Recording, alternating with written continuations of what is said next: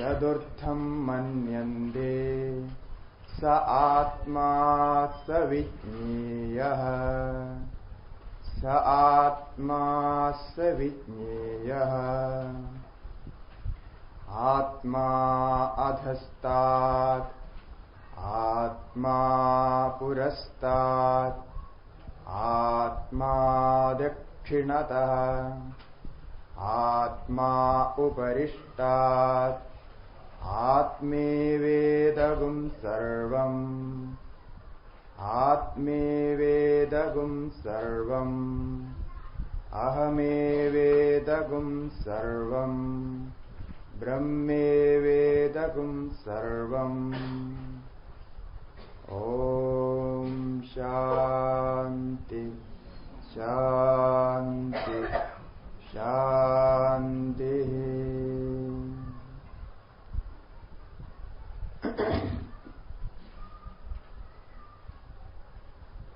सद्गुरु श्री स्वामी शिवानंद जी महाराज की जय।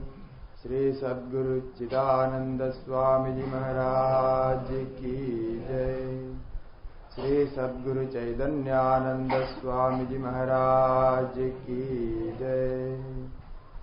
श्री भगवान रमण महर्षि महाराज की जय। सब संतन की जय।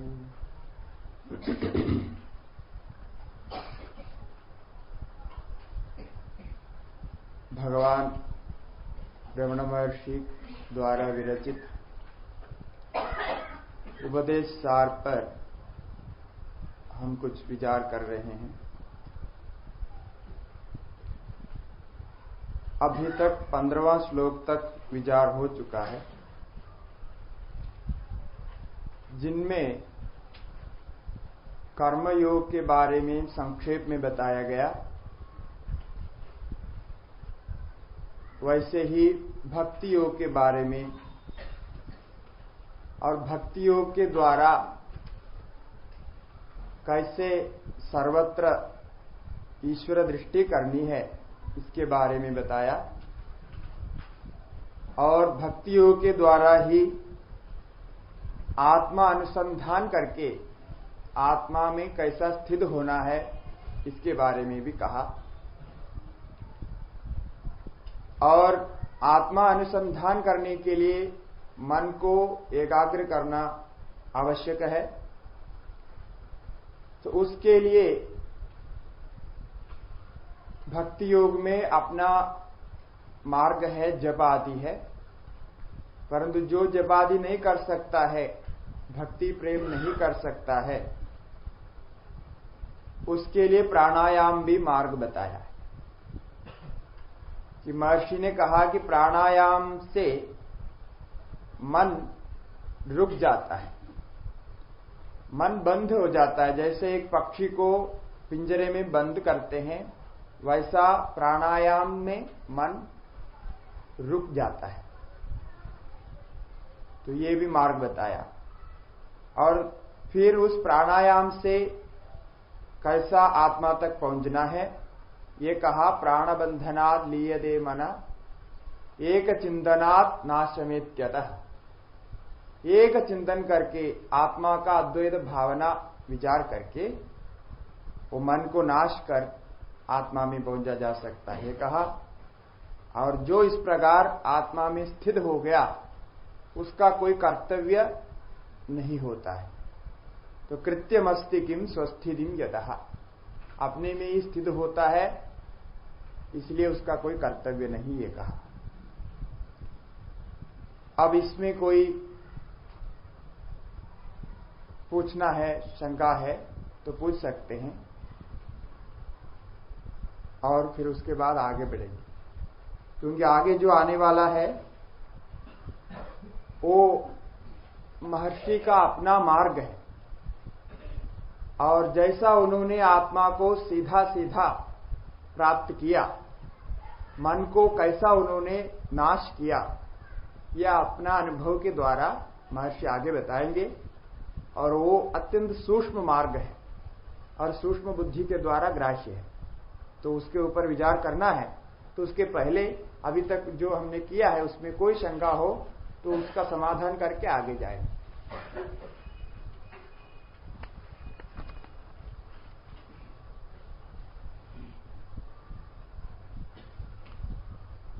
ठीक है, तो अभी आगे श्लोक का पाठ करते हैं, उसके बाद फिर विचार करते हैं।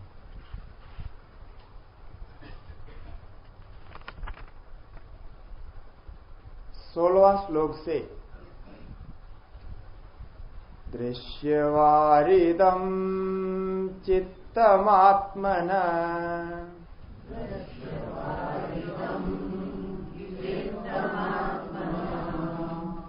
चित्वदर्शनं तत्वदर्शनं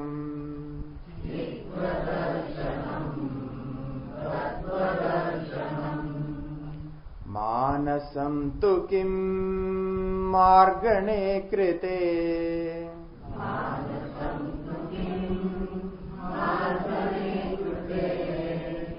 नैव मानसं मार्ग आर्जवात्।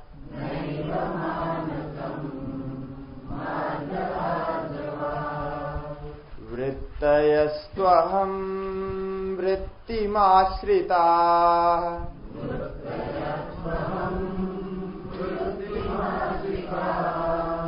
वृत्तयो मनो विध्यहं मनः।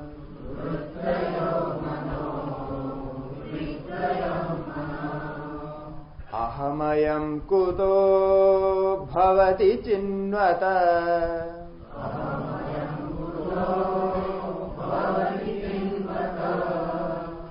ऐपदत्यहं निज विचारणम्।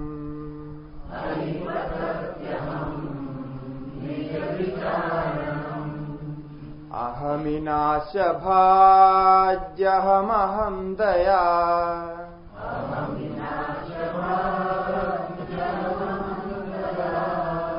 स्फुरति हृत्स्वयं परमपूर्णस।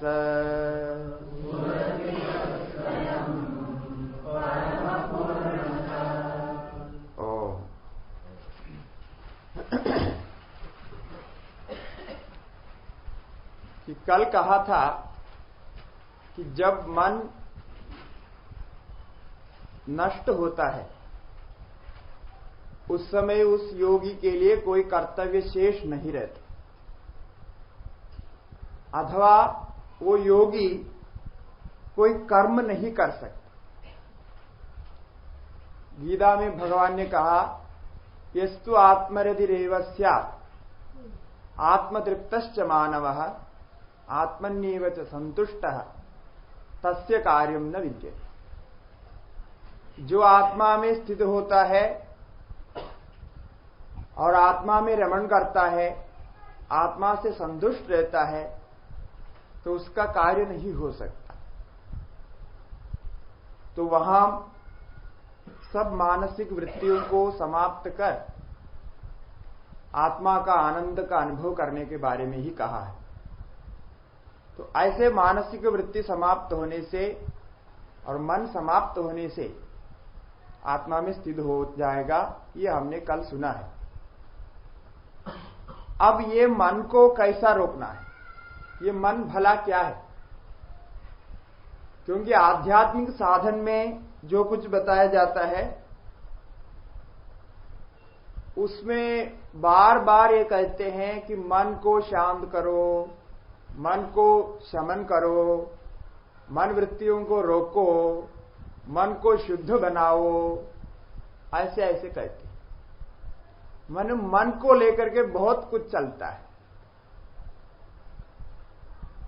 और वास्तविकता भी यही है कि जो कुछ हम साधन कर रहे हैं वो मन के लिए कर रहे हैं, मन को शुद्ध करने के लिए कर रहे हैं।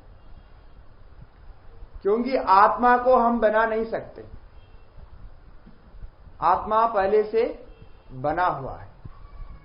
आनंद को हम बना नहीं सकते, आनंद भी पहले से मौजूद है। शांति को भी हम बना नहीं सकते, शांति भी आत्यंतिक रूप से मौजूद है, नित्य है। और नाश करने की बात कहें तो सामने जो दृश्यमान जगत है इसको हम नष्ट नहीं कर सकते। दृश्यमान जगत को क्या नष्ट करना, एक तिनके को भी आप नष्ट नहीं कर सकते, आप अपने शरीर को नष्ट नहीं कर सकते। तो फिर क्या है, क्या करना है, क्या हो रहा है? तो कुछ बनाना नहीं है, कुछ नष्ट करना भी नहीं है, परंतु आप जीवन भर साधन की बात करते हैं और साधन चर्या में लगे हुए। तो किसको लेकर के साधन कर रहे हैं आप? मन को लेकर के। क्योंकि मन ही आत्मी है, मन व्यक्ति है, मन ही जीवन है, मन ही साधन है, मन ही फल है, सब मन है। जैसे यहां के भाषा में कहते हैं आदमी को मानस कहते हैं, हमने यहां सुना तो हमको बहुत अच्छा लगा। मानस, मानस का बहुत बढ़िया अर्थ है। तो मानस मतलब संस्कृत में मन को मानस ही बोलते, मानस बोले तो भी मन ही है, मानस मानस दोनों कहते। तो मानस मतलब क्या होता है? एक मन, एक आदमी का मतलब एक मन। ये बहुत बढ़िया अर्थ है। साधारण भाषा में भी आप जो बात करते ना उस पर जरा विचार करेंगे तो आपको तत्व दर्शन हो जाता है। जब आप आदमी को देखते हैं तो आदमी का शरीर देख करके आदमी को समझते नहीं है। कोई आदमी अच्छा है बोलते हैं या बुरा है बोलते हैं, किसको लेकर के बोलते हैं? मन को लेकर के बोलते हैं। मन अच्छा है तो आदमी अच्छा है और मन बुरा है तो आदमी बुरा है। तो मानस कहने का बढ़िया अर्थ है। मानस मतलब ये एक मन है, वो ही व्यक्ति है। इसका मतलब क्या हुआ कि मन को लेकर के ही सारा हमारा साधन है, खेल है। अब हम इस मन को यदि ठीक से समझ लें कि मन क्या है, ऐसा हम पता लगाएं, तो हमारा काम आसान हो सकता है।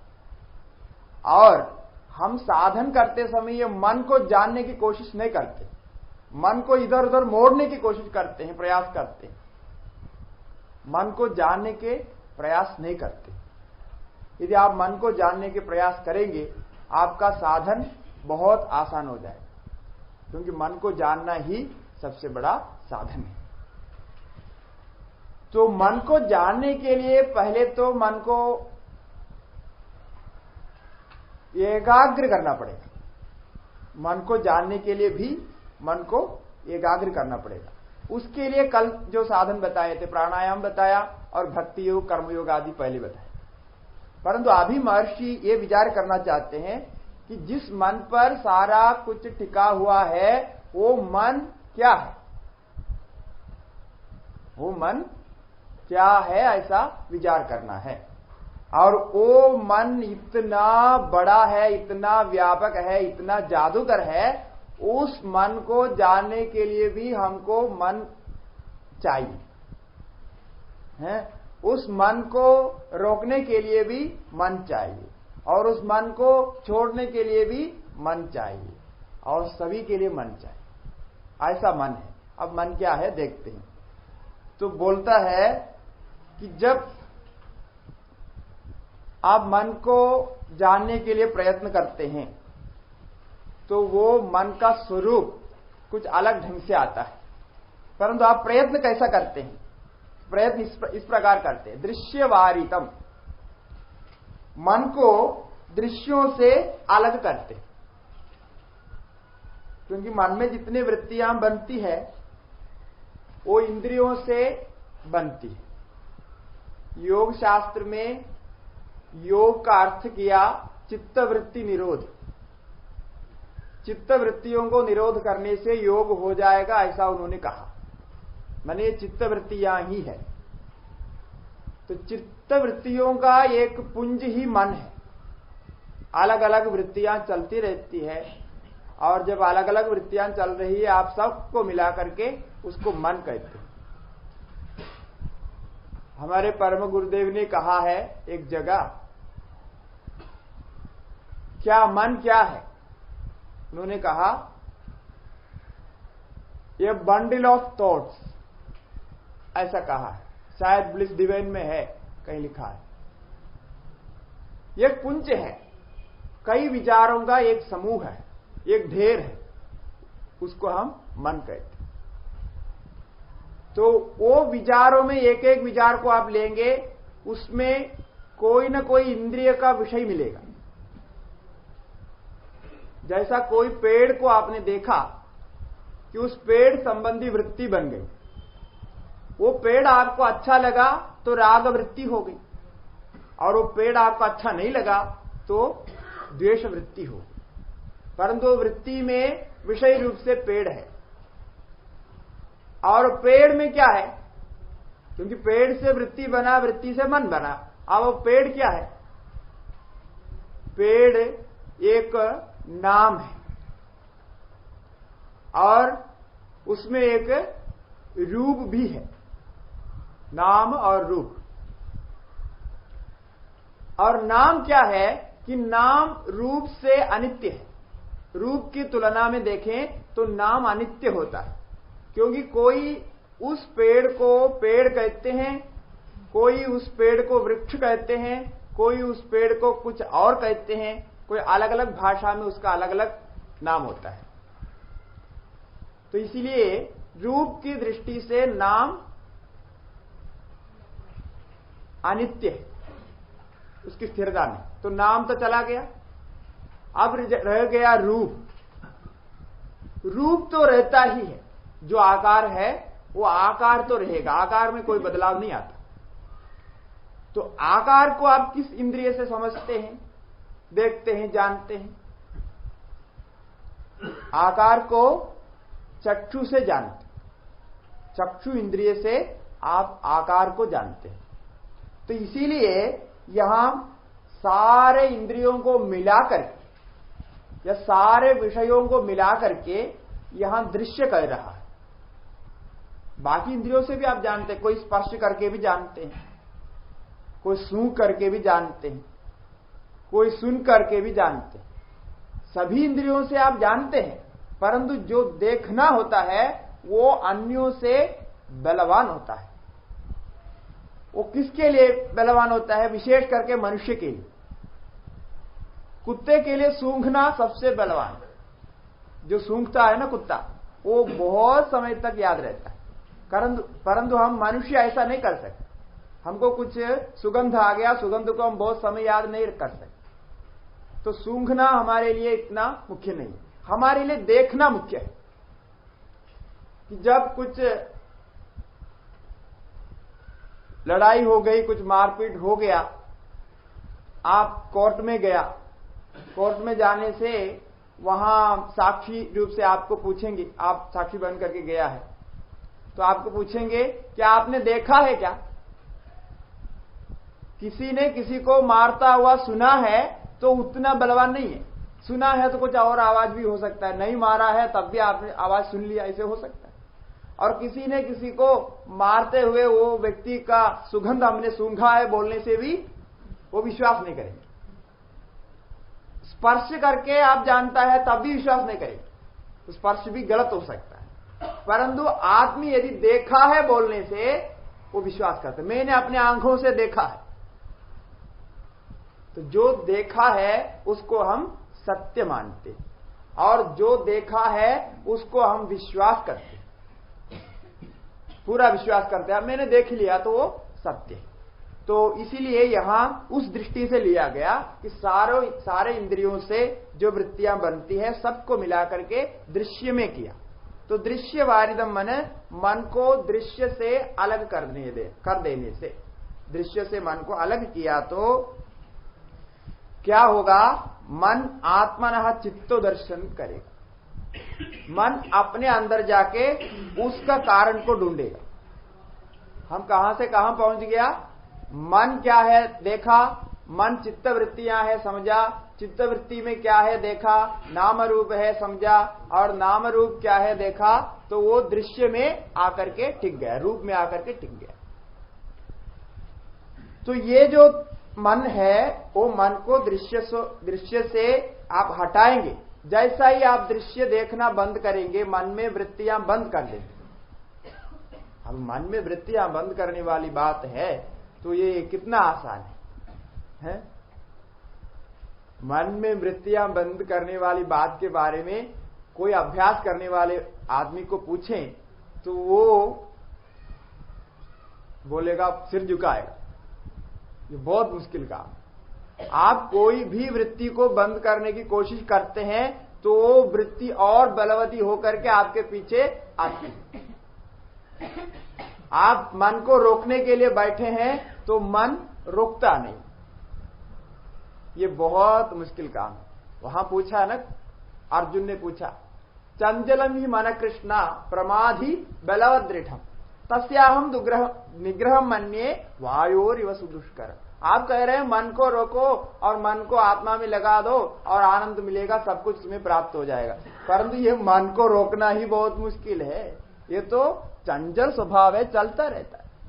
चलम चलम भी चंचल, तो चलता रहता है, वो हिलता रहता है, ये इसका स्वभाव है। इसको कैसा रोकेंगे? रोकना संभव नहीं है। तो कृष्ण ने कहा, बात तो सही है भाई, हमने भी देखा है मन को रोकना संभव नहीं है, परंतु हो सकता है।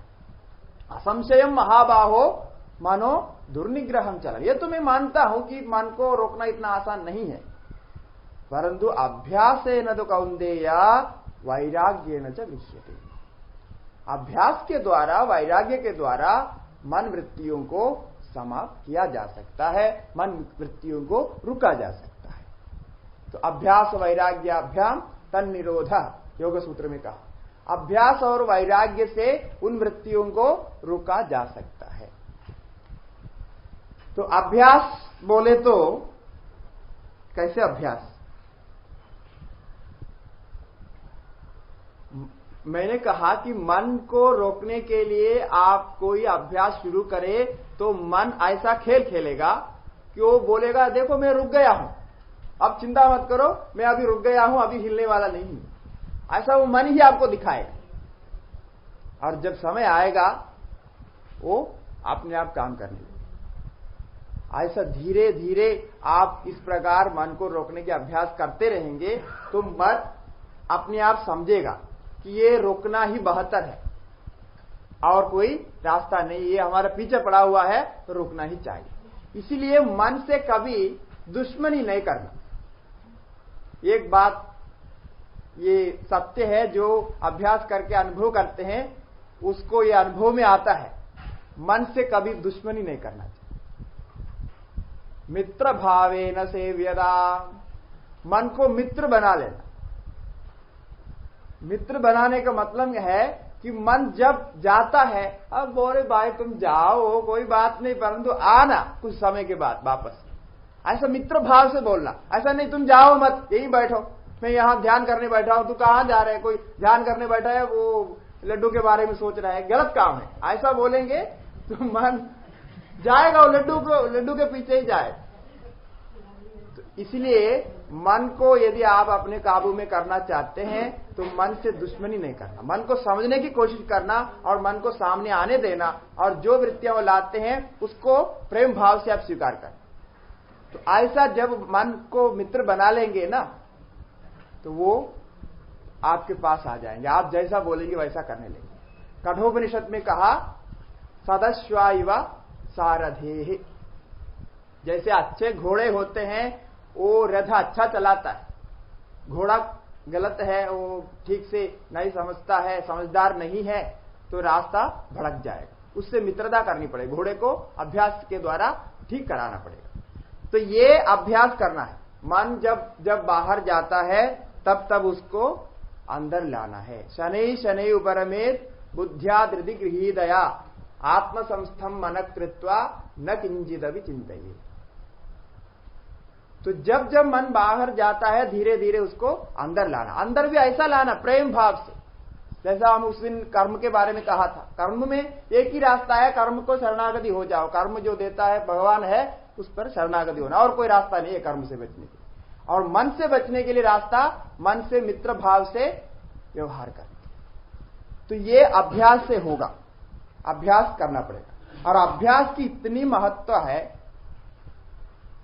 कि आप देखिए आपके जीवन में जो कुछ आपने पाया है वो अभ्यास के द्वारा पाया है। अभ्यास का दूसरा अर्थ है आदत। आदत कर, बार बार करने को हम आदत कहते हैं। उसकी ऐसी आदत हो गई मतलब वो बार बार वही काम करता है, वो रोकने पर भी वही काम करता है। आदत होने का मतलब ये होता है। तो ये अभ्यास करके आप अच्छा आदमी बनते हैं, अभ्यास करके आप बुरा आदमी भी बनते हैं। दोनों अभ्यास पर आधारित है। जब आप छोटे बच्चे हैं, बहुत छोटा बालक रहते हैं, उस समय आपको कब खाना है, कब सोना है, कब मलमूत्र विसर्जन करना है, ये सब मालूम नहीं है। इस पर आप ध्यान नहीं देते। वो छोटा बच्चा क्या करता है, जब उसको भूख लगे तब रोने लगता है। कभी सुबह के समय में, कभी रात के समय में, कभी दिन में, कभी रात 12 बजे भी, कोई भी समय में जब भूख लगेगा बच्चा रोएगा। उसका कोई समय निश्चय नहीं होता है। और जब उसको मलम विसर्जन करने को आ गया तब वो कर देगा। आप कहां बैठा है वो नहीं सोचते। मादा बच्चे को लेकर के मंदिर में बैठी हुई है, पूजा के सामने बैठा हुआ है, बच्चों को मूत्र विसर्जन करना है तो वही कर दे, वो सोचता नहीं। मतलब क्या है कि वो बिल्कुल स्वभाव से चल रहा है, जो आ गया उसको वैसा कर। परंतु धीरे धीरे बच्चा जब बड़ा होता जाता है उसको अभ्यास कराया जाता है। आप धीरे धीरे उसको समय बनाते हैं, कब खिलाना है वो समय पर आप खिलाते हैं तो उसी समय वो खाने के लिए तैयार हो। और जब आप उसको मल विसर्जन के लिए, मूत्र विसर्जन के लिए ले जाते हैं तब वो करता है। सभी लोग ये जानते हैं। धीरे धीरे उसका अभ्यास करके और बाद में कुछ साल में ऐसा होता है कि जिस समय आप खाना खिलाया, जिस समय आप खाने की आदत बनाई, उसी समय आपके भूख लगती। ये तो सब जानते हैं, उसी समय भूख लगती है। जो सुबह 10 बजे खाता है या 11 बजे खाता है, उसको उसी समय भूख लगती। और जो 2 बजे खाने की आदत बनाई, उस समय भूख लगती। मतलब क्या है कि आपने अभ्यास करके भूख, प्यास और आपके शरीर में जो कुछ है, मल विसर्जन आदि जो कुछ है, उसको सब समय के अंदर, समय के पाबंदी के अंदर लाए। सुबह उठने से आप टॉयलेट जाते हैं, बाकी समय आप नहीं जा सकते। अब जाना भी है तो नहीं जा सकते, इसलिए आपने आदत बनाई। तो आदत बनाने से सब कुछ समय पर चलता है। जब शरीर में ऐसा चल रहा है तो कोई व्यक्ति 2 बजे भोजन करता है तो 2 बजे ही उसको भूख लगती है। अब जो 11 बजे खाने वाला सोचते हैं, अरे ये 2 बजे तक कैसा भूखा रहता होगा, हमको तो 11 बजे भूख लग जाती है, हम खाते हैं, ये 2 बजे तक कैसा रहता होगा, ऐसा सोचते हैं। और जो 2 बजे खाने वाला सोचते हैं, अरे ये 11 बजे कैसा खाता है, इसको भूख कैसे आती है 11 बजे, ऐसा सोचते हैं। परंतु वो दोनों नहीं जानते हैं कि ये आदत के ऊपर है। उसकी आदत ऐसे है तो उस समय भूख लग जाती। कभी कभी क्या होता है, घर में को तबीयत कुछ खराब है तो पति बोलता है, देखो आज मैं भोजन नहीं खा रहा, आज तो उपवास करूंगा, थोड़ा फल आदि खा लूं। लेकिन पत्नी जानती है कि जैसे ही वो भोजन का समय आएगा तो कुछ न कुछ वो खा लेंगे, भूख तो आएगी। वो कुछ ऐसा हल्का फुल्का जो है, खिचड़ी है, नहीं तो थोड़ा कड़ी है, चावल है, ऐसा बना के रख देती है। और जैसे ही समय बच गया, जाके बोलते हैं, अरे अब क्या हो गया, थोड़ा कुछ खा लेना। हाँ ठीक है, आप बोलते हैं तो हम खा लेते हैं। ऐसा हो जाता, क्योंकि वो पत्नी जानती है कि ये तो ऐसा बोल रहा है, समय आने पर जरूर उसको भूख लगेगी और थोड़ा खा लेंगे, और खा लेने से आराम मिल जाता है। तो ऐसा होता है। इसका मतलब है कि अभ्यास से आप शरीर को भी अपने काबू में ला सकते हैं, शरीर को भी नियमित कर सकते हैं, और वैसे मन को भी नियमित कर सकते हैं। मन को नियमित करने का अर्थ है, जैसा आप सोने का समय बनाया तो उस समय नींद आ जाती है, उस समय सोते हैं। तो आजकल लोग जो है रात में 2 बजे सोते हैं और उठते कितने हैं, सुबह 10 बजे। ये आदत बनाई है ऐसा, और पहले ऐसा नहीं था। पहले तो 9 बजे सो जाने का और 4 बजे उठने का। तो ये आदत के ऊपर सब बदला जा सकता है। ये आदत को ही अभ्यास कहते हैं। आप जिस प्रकार अपने मन को अभ्यस्त करते हैं, उसी प्रकार मन हो जाता है। तो इसी को कहा यहां कि धीरे धीरे आप दृश्य से मन को हटाकर आत्मा में करेंगे तो क्या होगा वहां, कि मन नष्ट होगा, मन का स्वरूप नहीं रहेगा। मन को आप वृत्तियों से अलग करने का मतलब है कि मन का स्वरूप नहीं रहा, कि मन करके कोई चीज तो है नहीं, वो वृत्तियां हैं। वृत्तियों में क्या है, रूप, नाम और रूप है। और ये नाम और रूप नहीं रहेंगे तो उसका जो आधार है नाम रूप का और वृत्तियों का, मन का आधार है चित्त, चैतन्य। वो चैतन्य में मन शांत हो जाएगा, उसमें जाकर के लीन हो जाएगा। इसी को चित्त दर्शनम यहां कहा। चैतन्य का दर्शन हो जाएगा, अपना स्वरूप का ज्ञान हो जाएगा, मैं कौन हूं ऐसा आपको ज्ञान हो जाएगा, भान हो जाएगा, चित्त दर्शन होगा। तो उस चित्त दर्शन को ही यहां तत्व दर्शन भी कहते हैं, क्योंकि चैतन्य आत्मा का स्वरूप है और वो आत्मा ही तत्व है, इसलिए चित्त दर्शन तत्व दर्शन है, ये कहा। और आगे बोलते हैं कि महर्षि ने कैसे मन को नष्ट किया, इसको आगे बोलते हैं। बहुत सुंदर श्लोक है। मानसम तु किम मार्गणे कृते, मैंने मन को जानने के लिए निकला। मन क्या है खोजने के लिए निकला। मार्गण मन खोजना होता है, खोज करना। तो मानसम तु किम, ये मानस क्या है, मानस मन यहां मन है? मन क्या है ऐसा खोजने के लिए निकला। तो क्या है, नैव मानसम, मन करके कोई चीज प्राप्त नहीं हो रही, मन करके कोई तत्व नहीं मिल रहा है। ये वो मन को नष्ट करने के लिए महर्षि ने जो साधन किया वो साधन है ये, और ये सबसे सरल साधन है। आगे कहा कि मार्ग आर्जवात, ये सबसे ऋजु मार्ग है, माने सबसे सरल मार्ग है कि आप खोज कीजिए कि ये मन क्या है। मन क्या है आप सोचने लगी, आप सोचने लगते हैं तो धीरे धीरे मन नष्ट होता जाता है। मन चुपेगा, पहले भागेगा और धीरे धीरे वो नष्ट हो जाएगा। इसके लिए रामकृष्ण परमहंस जी एक दृष्टांत देते कि एक नमक का ढेला है, उसको एक धागे में बांधकर समुद्र में डुबाया गया। किसके लिए? कि समुद्र में कितनी गहराई है, कितने अगाध है वो, उसको देखने के लिए डाल दिया। तो नमक के ढेले को समुद्र में डालने से क्या होगा? वो नहीं रहेगा, वो पता नहीं लगा पाएंगे, वो स्वयं नष्ट होता है।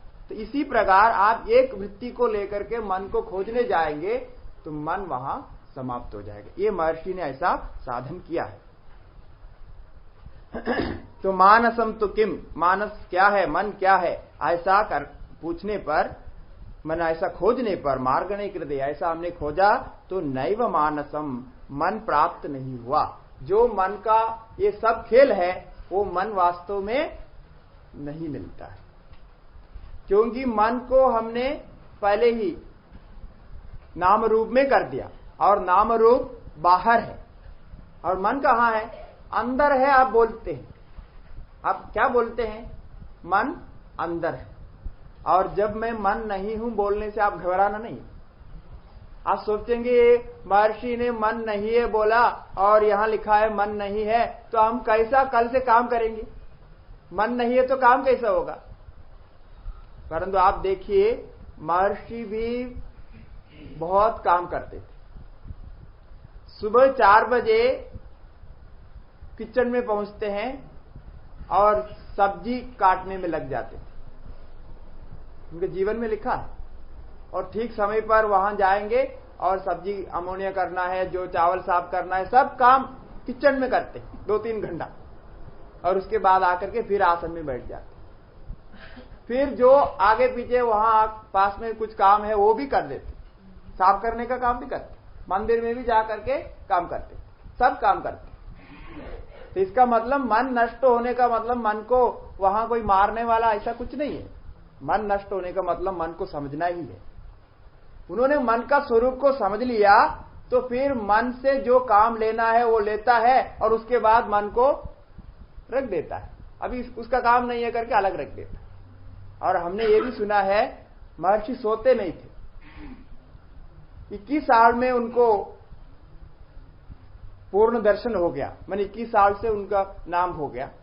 और उसके बाद लोग कहते हैं, उनके साथ जो रहते हैं वो कहते हैं कभी वो सोते हुए नहीं दिखे। आप जब भी जाएंगे वो ऐसे आराम से बैठे होंगे, ऊपर की ओर देखते हुए बैठे।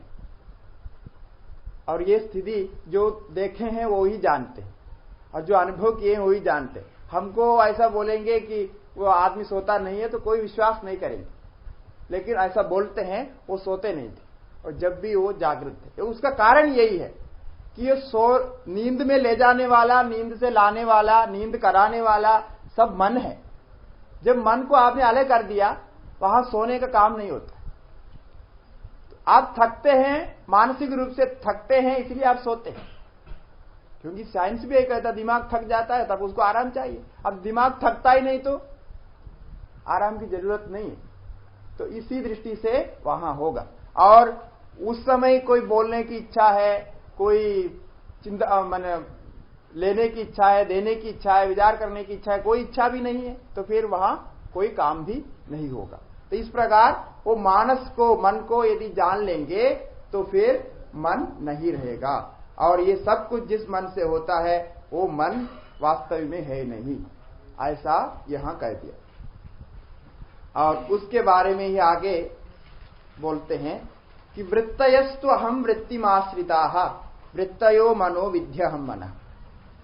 तो मन करके कोई तत्व नहीं है, परंतु जिसको हम मन कहते हैं वो वृत्तियों का, विचारों का एक ढेर है ना। तो फिर वृत्ति क्या है ये देखते। अब उसके अंदर, मन के अंदर चले गया, वृत्ति क्या है देखते। तो इसको सुनकर के आप जाके अपने आप विचार करना। विचार करने से आपको अपने आप समझ में आएगा कि मेरा मन क्या है, कैसा है, और कल से लेकर के आपके साधन में बहुत फर्क आएगा। क्योंकि मन को जाने बिना और मन को समझे बिना आप कोई भी साधन करते रहें, उसका ऊपर ऊपर का ही फल होता है, अंदर फल नहीं होगा। तो जब वास्तविक फल मिलना है उसका, तो मन को समझना पड़ेगा। तो मन करके कोई तत्व नहीं है, तो मन के अंदर जो है वही उसका स्वरूप है। क्या है वो? वृत्ति, जिसको विचार कहते हैं, वृत्ति कहते हैं संस्कृत में। तो वृत्ति में दो भाग होता है। जैसा मैं वृक्ष को जानता हूं अथवा मैं वृक्ष को देख रहा हूं, ऐसी एक वृत्ति बन गई। मैं वृक्ष को देख रहा हूं, मैं वृक्ष को देखा, कोई भी है, एक वृत्ति बन गई। उसमें क्या है कि मैं करके एक है, दूसरा वृक्ष है, और तीसरा देखा जो क्रिया है। तीन है उसमें। तो जिसको त्रिपुटी भी कहते हैं।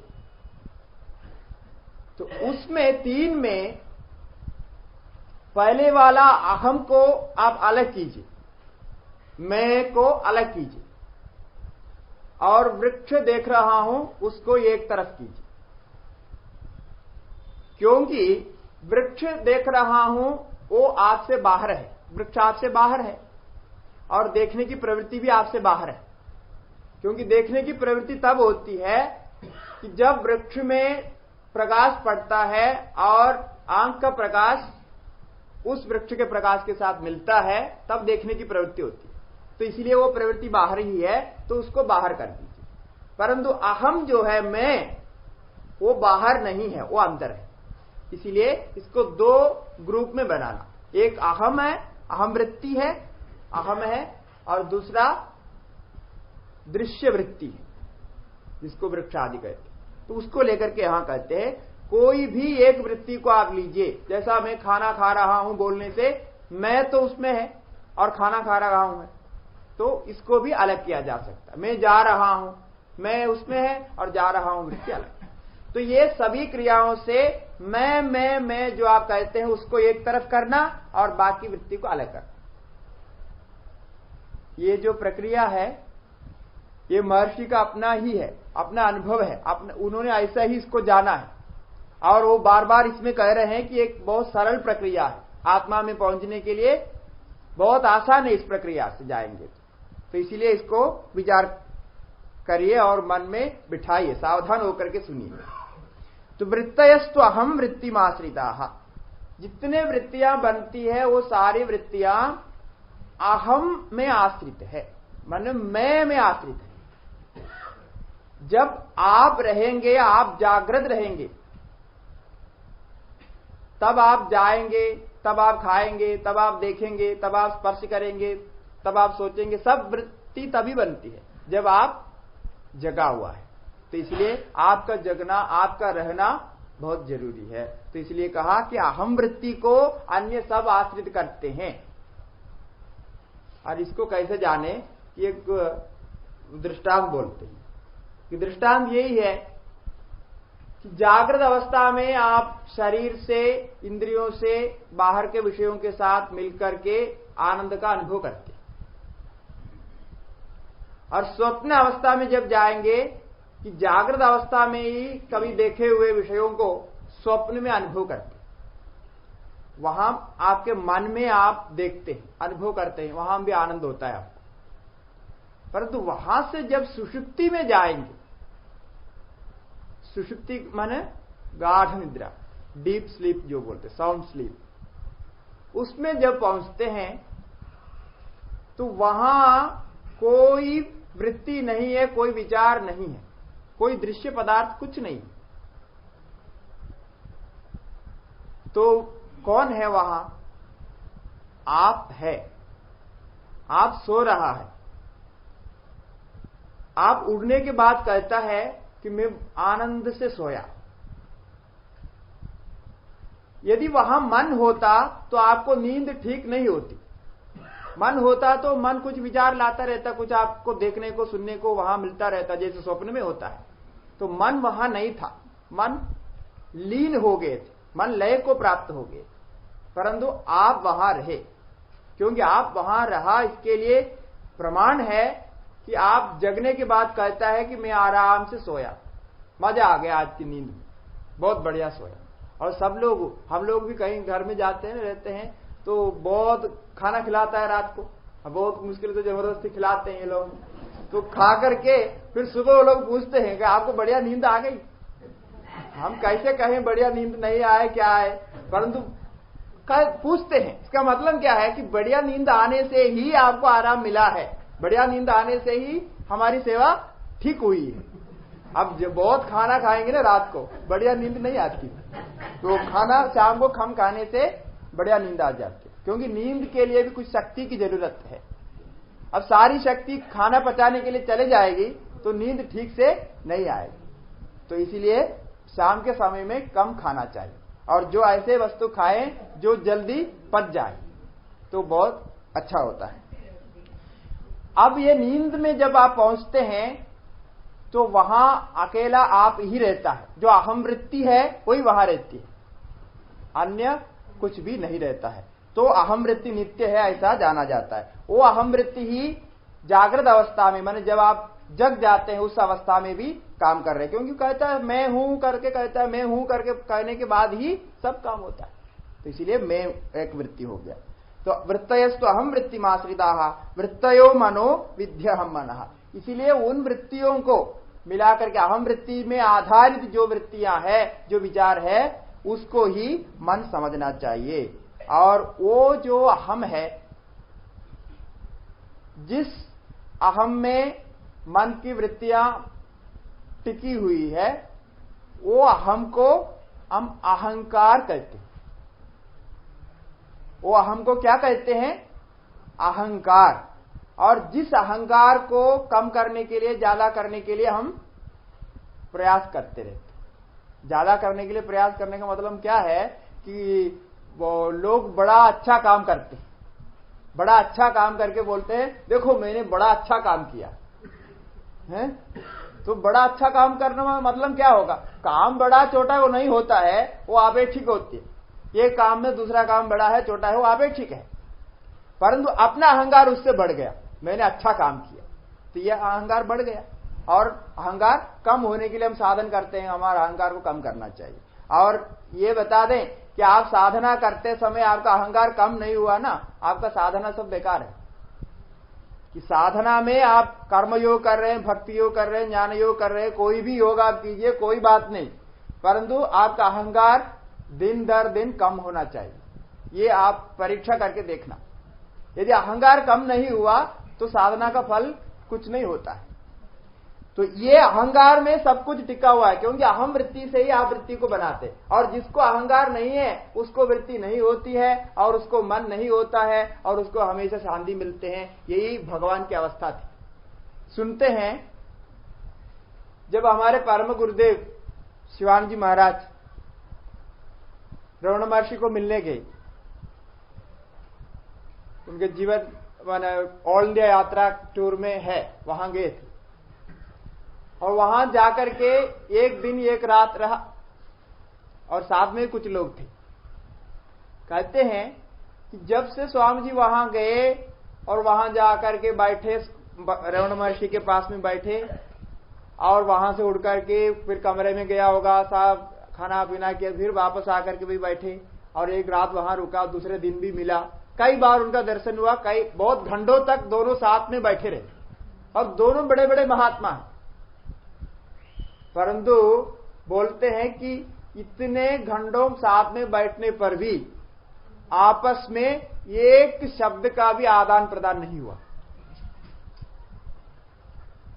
अब देखिए, महर्षि भी जानते होंगे शिवानंद स्वामी जी आ रहे हैं, तो कौन नहीं जानते? तो सारे जानते। और महर्षि को भी जानते हैं, परंतु एक शब्द का भी आदान प्रदान नहीं हुआ। क्यों नहीं हुआ? इसका कारण क्या है?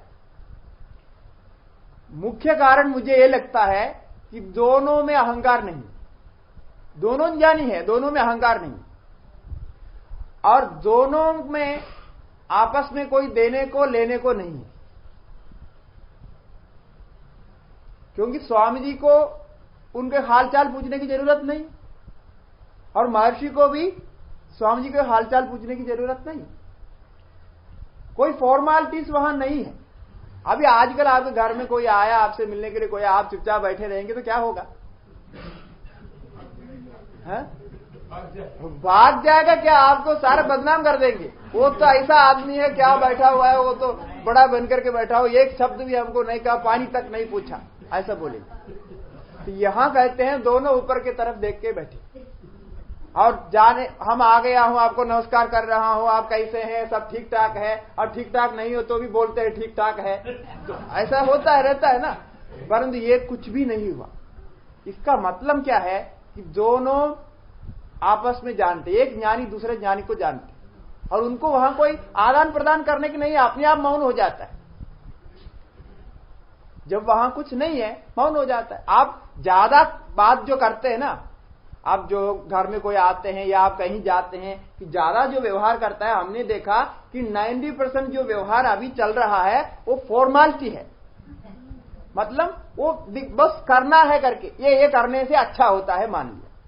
अब वो उसके अंदर है या नहीं है ये नहीं देखते हैं। घर में कोई आ गया तो तुरंत पानी देना है, अरे वो पानी अभी पीना चाहता है कि नहीं चाहता है, ये कुछ नहीं, पानी देना है। और देने से वो आया हुआ व्यक्ति सोचता है अरे पानी लाया तो नहीं पिए तो क्या सोचेगा, वो थोड़ा पी लेता है। नहीं, ऐसा हो गया है। आप अपने व्यवहार में चारों तरफ देखिए, 90% जो व्यवहार चलता है फॉर्मेलिटीज, उसके साथ दोनों का कोई संबंध नहीं, तो बस दिखाना है। और असली जो व्यवहार होता है, जब काम करते हैं आप या आपने जो भाव से व्यवहार करते हैं, उसका फल होता है। और ये फॉर्मेलिटीज का कोई फल नहीं, वो दोनों को फल नहीं है उसमें, वो बहुत दिखाना है। क्योंकि वो जो पानी पीने वाला भी सोचता है अरे अभी ये ठंडा पानी क्यों पिलाना था, ऐसा ही सोचता है। तो इसीलिए ये जो व्यवहार होता है ये हमने बनाया है कि कुछ कारण से बनाया, कैसे कारण से बनाया उसका अलग बात है, वहां नहीं जाते हैं, फिर वो सामाजिक विषय हो जाएंगे, हम बहुत बाहर चले जाएंगे। तो इसीलिए यहां कहते हैं कि अहंकार नहीं होने से कोई वृत्ति नहीं उठती।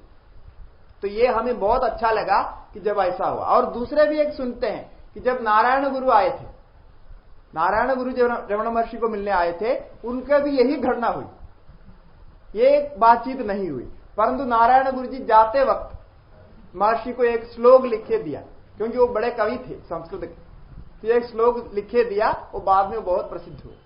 क्योंकि उनको क्या दर्शन हुआ वहां, उसको लिखकर देकर गए, लेकिन बातचीत नहीं हुई। ये महर्षि ऐसे आदत वाले थे। और कोई भक्त लोग भी आते हैं, उनसे कुछ पूछते हैं तो ही वो बात करते हैं, नहीं तो देखते हैं।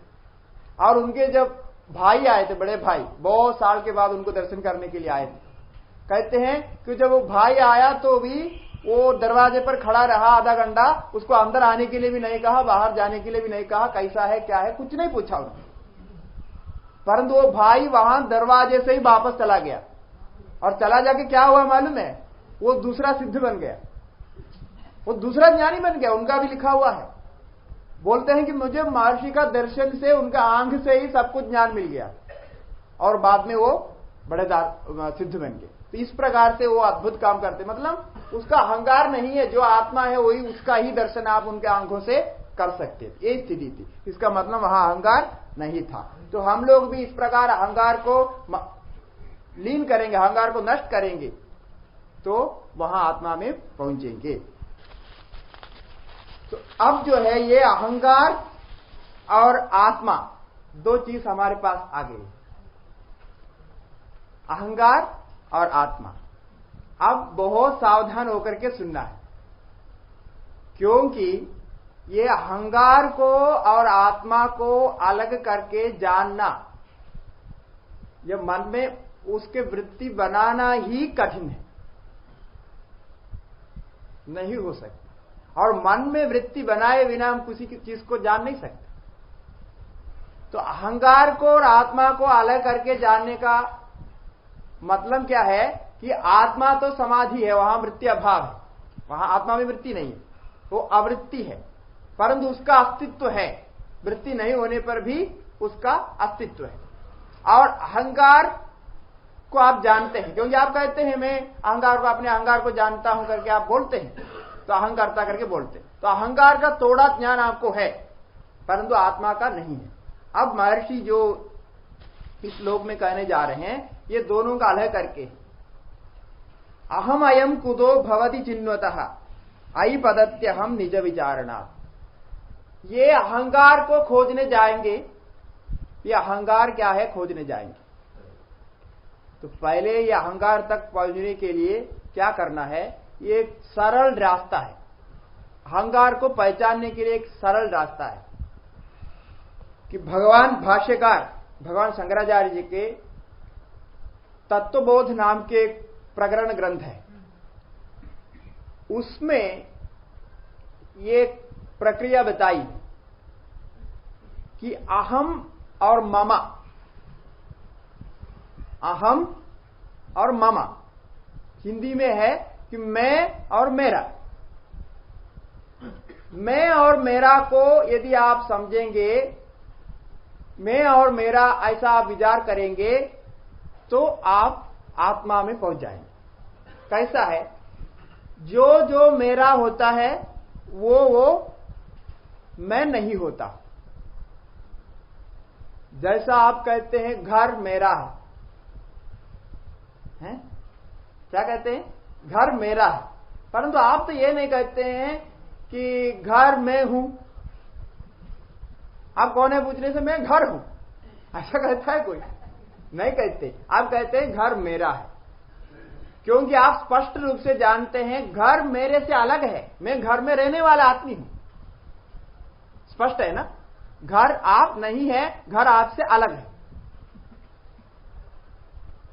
और आप कहते हैं मेरी पत्नी, तो मेरी पत्नी कहने का मतलब मैं पत्नी हूं ऐसा तो नहीं, पत्नी आपसे अलग है, आप जानते हैं, और पति जानते हैं पत्नी अलग है, इसलिए वो साफ बताता है। और पत्नी जानती है पति अलग है, इसलिए मेरे पति ऐसा बोलते।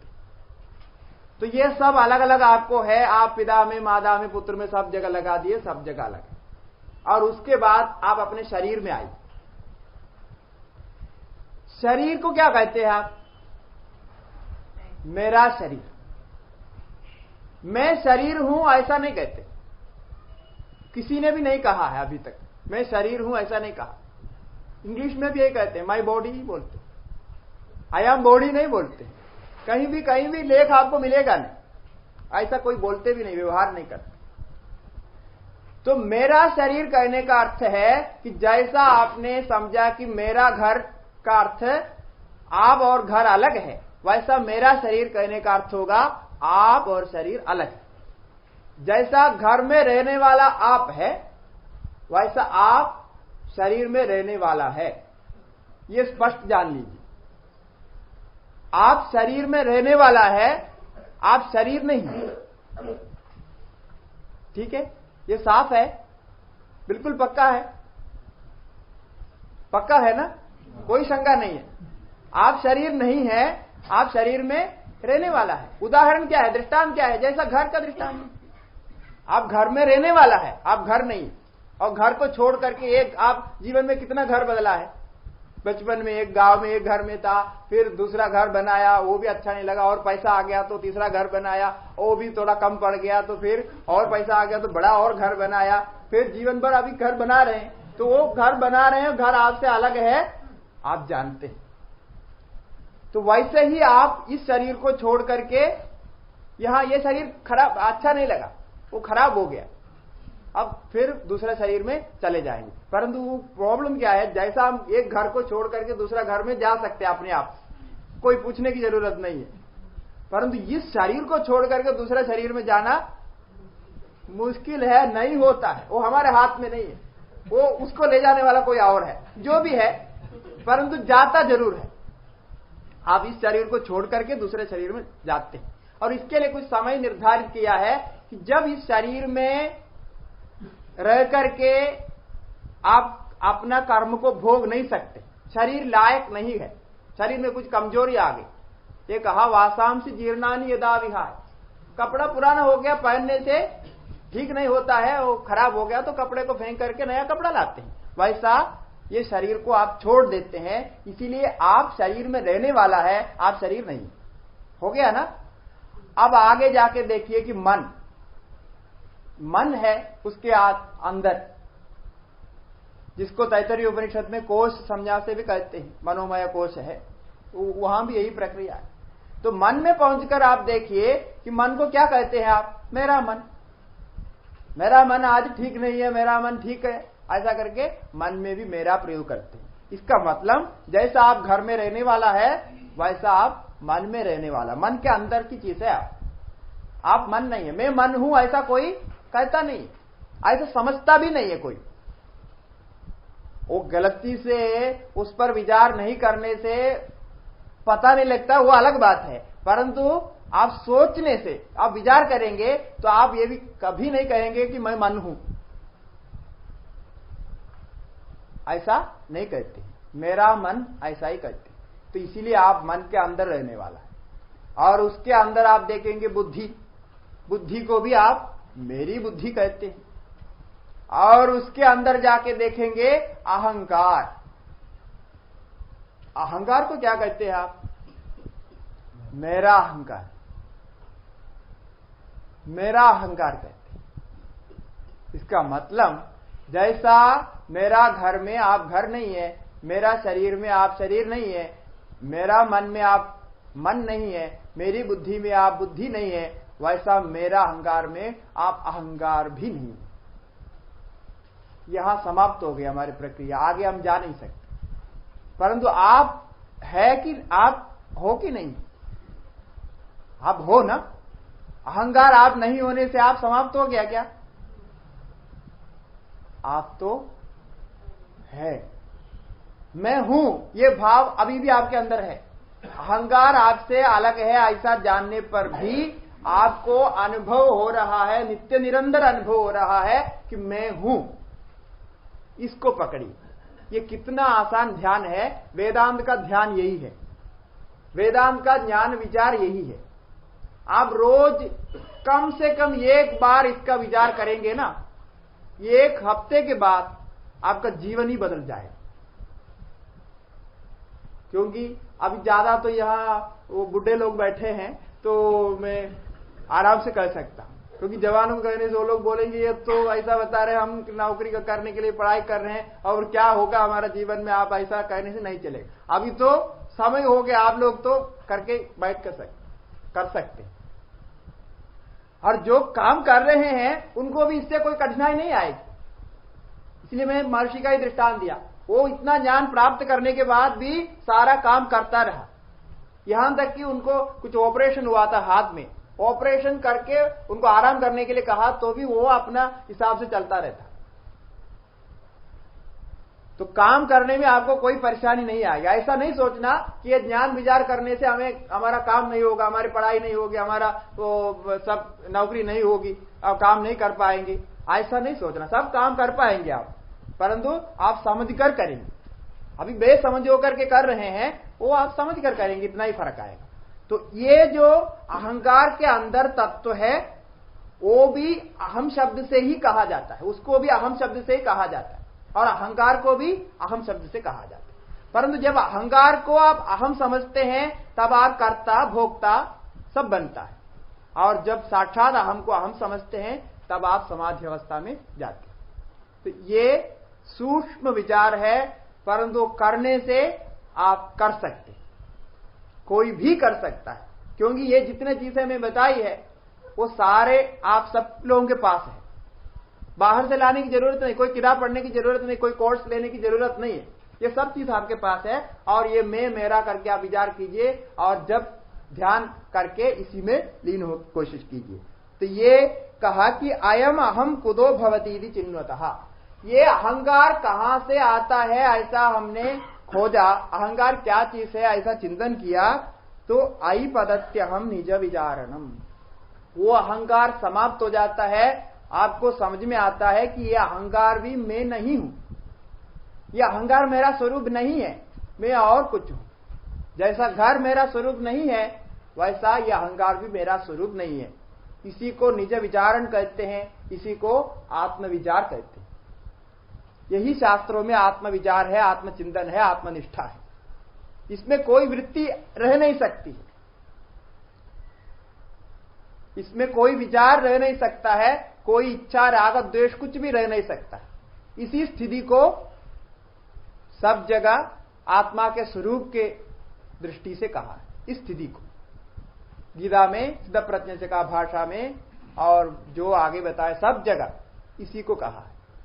यही आत्मा का स्वरूप। यहां कुछ आप लगा नहीं सकते, लगाना संभव ही नहीं, क्योंकि लगाया तो मेरा हो जाएगा। आप कुछ भी लगाएंगे वो मेरा हो जाएगा, मैं नहीं रहूंगा। तो आपका होगा तो वो आपसे अलग होगा। इसीलिए आप किसी के साथ भी कभी भी लेबायमान नहीं है। असंगो ययम पुरुषः असंगो नहीं सज्जते। वो आत्मा असंग है, उसको किसी के साथ जोड़ना संभव नहीं है। आप चाहे तो भी वो किसी के साथ जुड़ता नहीं है। अब गलतफहमी हो जाती है तो क्या करें, गलतफहमी में कुछ भी हो सकता है, लेकिन वास्तविक दृष्टि से आत्मा किसी के साथ जुड़ता नहीं है करके जो बृहदारण्य उपनिषद में इतने जोर से घोषणा की है, असंगो ही अयम पुरुषा, असंगो ही अयम पुरुषा। याज्ञवल्क्य ने वो राजा को बताया, जनक महाराज को बताते हैं ये असंग पुरुष है, इसको किसी के साथ जोड़ना संभव नहीं। और इसको कैसे प्राप्त करना है, नेदि नेदि आत्मा, ये नहीं है, ये नहीं है, ये नहीं है, ये नहीं है करके प्राप्त करना। मतलब जैसा हमने बताया, घर नहीं है, शरीर नहीं है, मन नहीं है, बुद्धि नहीं है, अहंकार नहीं है करके प्राप्त करना है उसको। अब वहां प्राप्त करके मैं नहीं हूं आप बोल नहीं सकते। कोई बोल सकता है खड़ा होकर के मैं नहीं हूं, बोल नहीं सकता। जैसा कोई बोलता है कि मैं 15 साल से मौनी हूं, ऐसा कोई बोलता है तो क्या होगा, मैं 15 साल से मौनी हूं बोलने का मतलब वो मौनी नहीं होता है ना। वैसा आप नहीं आप बोल सकते नहीं, और आप विचार भी नहीं कर सकते, क्योंकि आपका अभाव कभी भी नहीं है। आप नष्ट होता है करके आपको कभी अनुभव नहीं है, इसलिए आप मरता नहीं। आप जन्म लेता है करके आपको याद नहीं है, इसलिए आप जन्म लेता नहीं, क्योंकि जो जन्म ले रहा है वो आप नहीं है, इसलिए आपको याद नहीं है। और जो मर रहा है वो आप नहीं है, इसलिए आपको कभी याद नहीं है कि मैं मरा हूं। कभी किसी को याद है क्या, याद नहीं, क्योंकि आपको जन्म और मृत्यु नहीं है।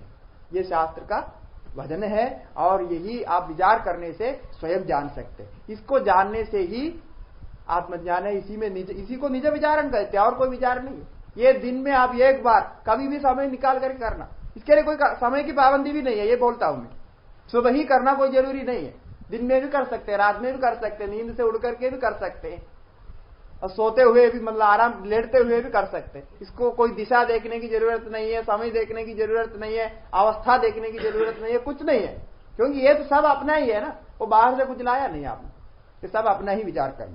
तो इसी को निज विचारण कहते हैं। इसी प्रकार महर्षि ने आत्म तत्व को प्राप्त किया, ये उनका अपना मार्ग है, इसलिए इसने सरल राह से इन्होंने बताया। अब आगे देखिए, अहमि नाश भाजी अहम अहम दया स्फुरति हृत स्वयं परम पूर्ण सत्य। जो मैंने अभी बताया उसी को ही आगे श्लोक में कहा, और ये बहुत अच्छा श्लोक है, और मुझे ये सबसे पसंद श्लोक है, ये 20वां श्लोक। तो यहां दो चीज को बताइए, एक तो अहंकार, वो अहंकार नाश होता है, अहमि नाश भाजी। जब अहंकार नष्ट होता है, अहंकार का अभाव हो जाता है। कैसा अभाव होता है, अहंकार को पकड़ के मारना संभव नहीं है। अहंकार मैं नहीं हूं जानना, अहंकार मैं नहीं हूं जानना। जब अहंकार आप नहीं है तो फिर आप अहंकार के साथ जितने डिग्रियां, जितने उपाधियां सब आप जोड़ के रखे हैं, उसी में कोई आप हो सकता है क्या, कुछ नहीं हो सकता। जितना आप जानते हैं उसमें एक भी आप नहीं, एक भी चीज के साथ आपका संबंध नहीं है, इसलिए आपकी जानकारी भी बदलती रहती। पहले आप जैसा आपको जानते थे ऐसा अभी नहीं जानते, आप अन्य प्रकार से जानते, और कुछ समय के बाद जरूर आप अपने को बदलेंगे और अन्य प्रकार से जानेंगे। अविज्ञातम विजानदाम विज्ञातम अविजानदाम, ऐसा केनोपनिषद में कहा। जो समझता है कि मैं जानता हूं, मैं जानकार हूं, वो जानता नहीं है, वो अपने को नहीं जानता है, क्योंकि वो जानने का विषय नहीं है, वो जानने वाला का स्वरूप है। तो ये अहंकार के साथ सारे उपाधियां जुड़ी हुई है। जितनी उपाधियां आप लगाते हैं, जितनी भी उपाधि आप लगा दीजिए, कोई बात नहीं। आप राजा बन करके रहिए, भिखारी बन करके रहिए, कुछ भी बन करके रहिए, वो सब आपसे अलग होंगे। तो इसीलिए अहमी नाशभाजी, ये अहंकार जब नष्ट होता है, अहंकार जब नष्ट होता है तो भी आप नष्ट नहीं होते हैं। आप अपना अस्तित्व का, वजूद का अनुभव करते हैं, इसीलिए वो आपका स्वरूप है। ये आंख खोलकर रखने पर भी होता है, अनुभव कर सकता है, आंख बंद करके रखने पर भी अनुभव कर सकता है। इसके लिए आंख को बंद करना कोई जरूरी नहीं, क्योंकि ये विचार के द्वारा जानना है। और अहम को आप जब छोड़ेंगे तब विचार वहां समाप्त हो जाएगा। तो विचार समाप्ति ही आपका स्वरूप का ज्ञान है। इसको कहा कि जब आप इस स्थिति में पहुंचेंगे, ये परम पूर्ण सत्य है, यही परमानंद है, यही पूर्ण स्वरूप है, यही आपका स्वरूप है, परम पूर्ण सत्य, ऐसा इसको कहा। और इसको महर्षि यहां हृद शब्द से भी कहते, हृदयम शब्द से कहेंगे, आत्मा की जगह पे हृदयम शब्द से यहां कहते। तो स्वयं परम पूर्ण सत स्फुरति, वो परम पूर्ण सत स्वयं ही प्रकट हो जाए। यहां आपको कोई विचार करना नहीं है कि मैं ब्रह्म हूं, अहम ब्रह्मास्मि, ऐसा विचार नहीं करने की जरूरत नहीं। क्यों विचार करने की जरूरत नहीं है? क्योंकि परिच्छिन्न बनाने वाला कोई भी चीज आपके अंदर अभी नहीं है। समझ रहे हैं ना? परिच्छिन्न बनाने वाला मन था, बुद्धि थी, अहंकार था, वो कोई भी नहीं है। तो फिर यहां क्या विचार करेंगे आप? किसको लेकर के विचार करेंगे? तो इसलिए यहां हम ब्रह्मास्मि वृत्ति भी नहीं, और स्वरूपतः आप वो ही हो जाता है। जैसा एक मकान बनाया तो मकान के अंदर जो खाली जगह है उसको हम मकान कहते हैं। ये जो चारों तरफ दीवार बना करके रखे हैं और इसके अंदर ये जो खाली जगह आ गई है, इसको क्या कहते हैं? हॉल कहते हैं। सत्संग हॉल नाम दे दिया। अब ये दीवार को तोड़ दीजिए, फिर इसको क्या कहेंगे? वो बाहर की जगह होगी, वो तो महाकाश हो गया, वहां हॉल समझा नहीं है, सत्संग भवन का नाम नहीं है वहां। फिर वहां मिलाना नहीं पड़ता है। आप दीवार को तोड़ने के बाद इसको उसके साथ मिलाने की जरूरत है क्या? कोई मिलाने की जरूरत नहीं है। आपने दीवार बना दी इसलिए ये सत्संग हल हो गया, लेकिन दीवार को तोड़ दिया तो वो अपने आप ही पूर्ण हो जाता है। अपने आप ही वो आकाश में वो बाहर के खालीपना में मिल जाता है, वो बाहर एक जगह हो जाता है। फिर पता ही नहीं लगता है कि कब यहां था, क्या था। तो इसी प्रकार आपको परिच्छिन्न करने वाला जो मन आदि उपाधियां थी, उन उपाधियों को आपने छोड़ दिया तो आप अपने आप सर्वव्याप्त हो गए। तो इसी को यहां परम पूर्ण सत कहते हैं। तो अहमी नाश भाजी, जो अहंकार है वो नाश हो जाने पर, यह अहमी और नाश भाजी का पहले वाला अहंकार है, वो नाश होने पर अहमतया स्फुरति, वो जो आत्मा है वो मैं करके, मैं मतलब यहां स्वरूप का अनुभव है, यहां शब्द नहीं है। शब्द तो बोल दिया परंतु वहां शब्द नहीं है, मैं करके भी नहीं होता। उस स्थिति में आप पहुंचेंगे। इसका थोड़ा सा माने अनुभव आपको सुषुप्ति में होता है। जब आप गाढ़ निद्रा में जाते हैं ना, वहां तो वो मन भी नहीं है और अहंकार भी नहीं है।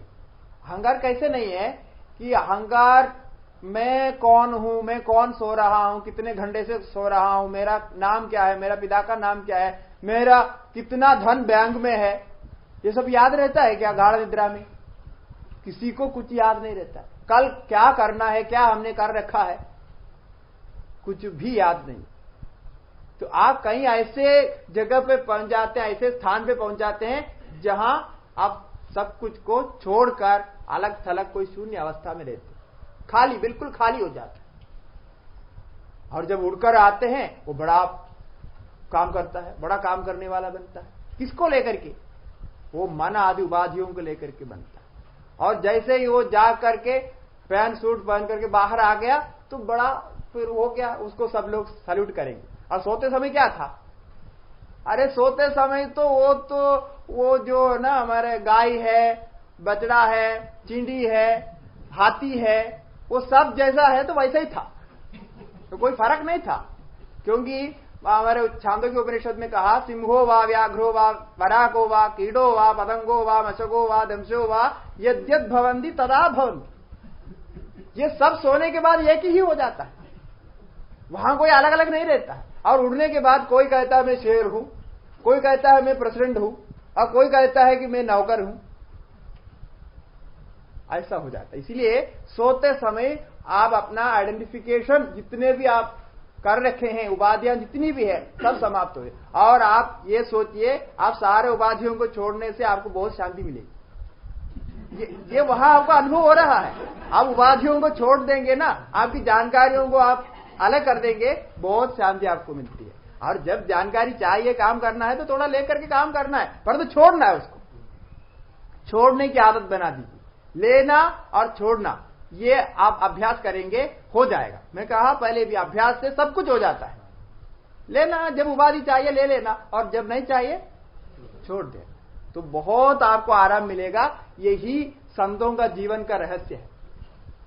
संतों का जीवन का रहस्य यही होता है, जब उनको काम करना है वो काम करते हैं। वो ऐसा काम करेंगे जो दूसरा नहीं कर सकते। लोग पूछते हैं कि ये लोग जो है घर छोड़ के आया तो कुछ नहीं लाया, और कुछ काम भी नहीं करते हैं, बैठे बैठे इनके पास इतने लोग आ जाते हैं, इतने पैसा आ जाते हैं, वो कमाल करते हैं। और जितना लोग राजनेता के, मुख्यमंत्री के पास नहीं जाते हैं, उतना लोग इनके पास जाते हैं, और बिना बुलाए चले जाते हैं। और ये क्या रखा है इनके पास? उनके पास कुछ नहीं है, वो खाली है। और जब उनको काम करना है वो उस हिसाब से काम करते हैं। तो ये खालीपना में बहुत कुछ आपको प्राप्त होगा, और आपको बहुत आराम मिलता है खालीपना। तो इसलिए अपने को खाली करने की कोशिश कीजिए, हैं? ये खाली करने का काम है। इसके बारे में उत्तरकाशी में भी उस समय कहे थे खाली करने का, तो ये खाली करने की कोशिश करना चाहिए। तो अभी आगे का श्लोक में और कहते हैं कि इदम अहम पदाभिख्यम, महर्षि स्वयं कहते हैं कि यद्यपि हमारा स्वरूप अहम ऐसा शब्द का कोई अर्थ नहीं है। माने अहम शब्द से जिसको आप कह रहे हैं वही तत्व है, ऐसा नहीं कह सकते। केवल हमने समझाने के लिए एक नाम दे दिया अहम, मैं। मतलब क्या है कि मैं करके आप जो व्यवहार कर रहे हैं उसमें दोनों मिला हुआ है। आपका जो स्वरूप आत्मा वो भी है उसमें, और आपका जो स्वरूप नहीं है, अहंकार है, उपाधि है, वो भी उसमें। ये दोनों का मिलन हो गया है मैं। जो आप साधारण रूप से अज्ञान के कारण मैं करके व्यवहार कर रहे हैं, उसमें आपका अपना असली स्वरूप भी है, क्योंकि असली स्वरूप के बिना उसका भान होना ही संभव नहीं है, व्यवहार होना ही संभव नहीं है। और जो आपका स्वरूप नहीं है वो भी है, और दोनों को आपने मिला दिया। युष्मद अस्मत् प्रत्यय गोचरयो विषय विषयिणो तम प्रकाशवत विरुद्ध स्वभावयो इतरेतर भाव अनुभवत्व सिद्धाया तद्धर्माणाम अभी इतरेतर भाव अनुभवती। फिर क्या किया? अन्योन्यस्मिन् अन्योन्यात्मकदाम अन्योन्य धर्मान च अध्यस्य इतरेतर अविवेकेन अत्यंत विविक्तयो धर्मधर्मिणो मिथ्या ज्ञान निमित्त अहमिदम मम इदमिति व्यवहार। ऐसा भाष्यकार ने अध्यास भाष्य में लिखा है कि दोनों को आपने मिला दिया। जो आप नहीं है उसको भी आप समझते हैं, और जो आप है उसको आप पहचान नहीं रहे, उसके साथ इसको मिला दिया। तो अन्योन्यस्मिन् अन्योन्य आत्मगता, अन्योन्य का स्वरूप को मिला दिया। क्योंकि आत्मा का चैतन्य स्वरूप के बिना, चैतन्य के बिना आपका अहंकार काम नहीं कर सकता है, आपका मन काम नहीं कर सकता है, आपका शरीर काम नहीं कर सकता है, आपकी कोई इंद्रिय काम नहीं कर सकती है, आप कुछ नहीं कर सकता आत्मा के चैतन्य के बिना। परंतु ये जो काम कर रहा है वो सब आपका स्वरूप भी नहीं है, परंतु इधर मिलाना हो गया। खिचड़ी बनाते दोनों को मिला, जैसे दूध और पानी को मिलाने के बाद क्या होता है? पानी कितना मिलाया पता नहीं है, उसको क्या कहते हैं लोग? दूध। दूध कहते हैं ना, इसी प्रकार हो गया। और क्यों हो गया? दोनों में कुछ साम्यता है। पानी का ऐसा पानी का स्वरूप है कि वो दूध के साथ मिलने से वो अपना अलग पहचान नहीं रखता, वो अलग नहीं रहता। यदि दूध में आप तेल डाल देंगे वो अलग रहेगा, तो वो अलग रहेगा और आप जान सकते उसका अलग कर भी सकते। परंतु दोनों को ऐसा मिलाया कि वो आप उसको दूध करके व्यवहार करते। इसी प्रकार अहंकार को और अपने स्वरूप को आपने मिलाकर, अहंकार का मिलाने का मतलब सारे उपाधियों को आपने मिला दिया, शरीर से लेकर के जितनी उपाधियां हैं सबको मिला करके आप अहम करके व्यवहार करते हैं। यही गलत हो रहा है। इसको आप विचार करना, बार बार विचार करना। मैंने कहा दिन में एक बार कम से कम विचार करना, क्योंकि हमने सोचा कि सब लोग बहुत बिजी रहते हैं। हमने अभी देखा ना, अभी चार दिन यहाँ रहा तो हमें समझ में आ गया सब लोग बहुत बिजी है। तो आज जो है हमारे प्रभुदास जी ने वहां सत्संग भवन ने क्या है वो मेडिटेशन हॉल में ले गया। तो मुझे याद है पिछले बार जब मैं आया था यहाँ, तो यहाँ वो उसका उद्घाटन था कि वो स्वामी जी आए थे वहां से, निर्लिप्तान जी और भी कोई दूसरे भी एक स्वामी जी थे, 2 स्वामी जी थे, दोनों मिलकर के उद्घाटन किया था। मैं भी था उसमें। परंतु अभी जाके देख रहा हूं कि वहां 2 मिनट खड़ा रहेगा तो आस्मा की बीमारी हो जाएगी। क्या है? मेडिटेशन हॉल है। इसका कोई मतलब तो है, मेडिटेशन हॉल हमने बनाया, हमारे आश्रम में मेडिटेशन हॉल है, परंतु मेडिटेशन करने वाला कोई है क्या? किसी को टाइम नहीं। उन्होंने अपने आप कहा किसी को टाइम नहीं है मेडिटेशन करने। तो इसीलिए मैं कह रहा हूं किसी को टाइम नहीं है तो एक बार कम से कम कभी आप विचार करें। हैं? तो कोई जैसा तो रोज तो ब्रश तो करते होंगे, ब्रश करते होंगे ना, समय 2 बार करते हैं। हाँ, बहुत बढ़िया है। तो ये जब ब्रश करते समय आप चिंतन करना, ये चिंतन करना कि ये जो ब्रश कर रहे हैं जिसको, वो मैं नहीं हूं। इसको तो साफ रखने से लोग हमारे हाथी को अच्छा मानते हैं, इसलिए हम साफ रख रहे हैं और दूसरे को परेशानी नहीं होती है, तो इसलिए साफ। उस समय कम से कम विचार करना। ऐसा एक समय निकाल करके दिन में आप एक बार विचार करेंगे तो आपको बहुत अच्छा होगा। यही इसका मार्ग है। तो इदम पदाभिक्यम अन्वहम, उसको नाश होने पर अहमिलीनगे प्यलय सत्तया, वो अहंकार नाश होने पर भी आप नष्ट नहीं होता, आपके कोई गुण नष्ट नहीं होता और आप पूरा ही पूरा रहेंगे। तो इसलिए कहा कैसे रहेंगे? वो अलय सत्तया, जिसका नाश करना संभव नहीं है, जो कभी किसी प्रकार नष्ट नहीं होता, उस रूप से आप रहेंगे। आप अजन्मा अव्यय आत्मा बन जाएंगे। हाँ, किसी प्रकार आप अपने को भी नष्ट नहीं कर सकते, अपने को त्याग भी नहीं सकते। आप उसको छोड़ना चाहें तो भी छोड़ नहीं सकते, इसलिए उसको अलय सत्ता कहा। अलय सत्ता मैंने वहां उदय और अस्तमय नहीं होता, बढ़ना घटना नहीं होता, छोड़ना लेना नहीं होता। उस अवस्था में पहुंच जाएंगे तो ये अहंकार के नष्ट होने पर उस स्थिति में आप पहुंचता है। तो ये एक श्लोक का पाठ हम नहीं किए थे, तो इसका पाठ करके फिर हम आज यहां समाप्त करें। इदमहं पदाभिक्यमन्वहम्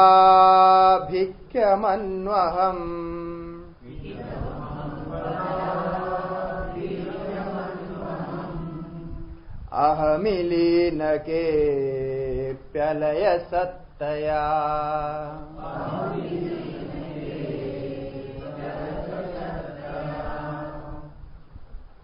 ओम पूर्णमदः पूर्णमिदं पूर्णात् पूर्णमुदच्यते पूर्णस्य पूर्णमादाय